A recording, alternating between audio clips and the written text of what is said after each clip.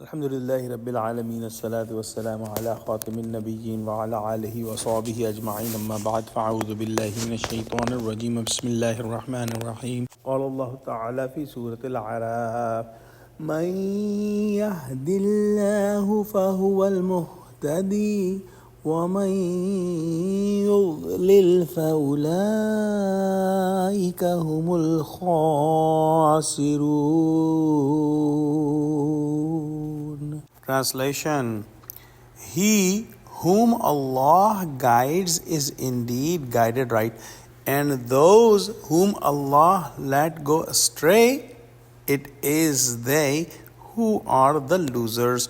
In the previous ayah we studied that Allah subhanahu wa ta'ala mentioned that evil example or bad example is of those nations who denied Allah subhanahu wa ta'ala's verses, and they used to wrong themselves. And in today's ayah Allah subhanahu wa ta'ala mentions that Allah subhanahu wa ta'ala guides to the straight path, and if Allah subhanahu wa ta'ala does not guide to the straight path, nobody can be rightly guided.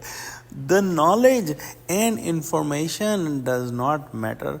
There are people who have knowledge, but if they are not guided by Allah subhanahu wa ta'ala, they cannot be rightly guided. So anyone who has been given some knowledge by Allah subhanahu wa ta'ala must remain humble, must remain thankful to Allah subhanahu wa ta'ala, and must remain praying to Allah subhanahu wa ta'ala that, oh Allah, increase my guidance and keep me on the guided path, and keep me on the guidance you have already given to me, oh Allah. A beautiful dua from Quran on this topic is Rabbana la tuzigh qulubana ba'da idh hadaytana wa hab lana min ladunka rahma innaka antal wahhab.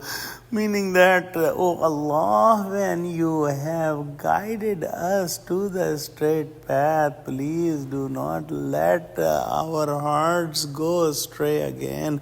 So asking for the steadfastness on the straight path from Allah subhanahu wa ta'ala is a very important dua, and we should all keep that dua that, oh Allah subhanahu wa ta'ala, whatever guidance you have given us, keep us on that guidance and increase us on further guidance. Ameen. Wa akhiru da'wana alhamdulillahi rabbil alameen. Assalamu alaikum wa rahmatullahi wa barakatuhu.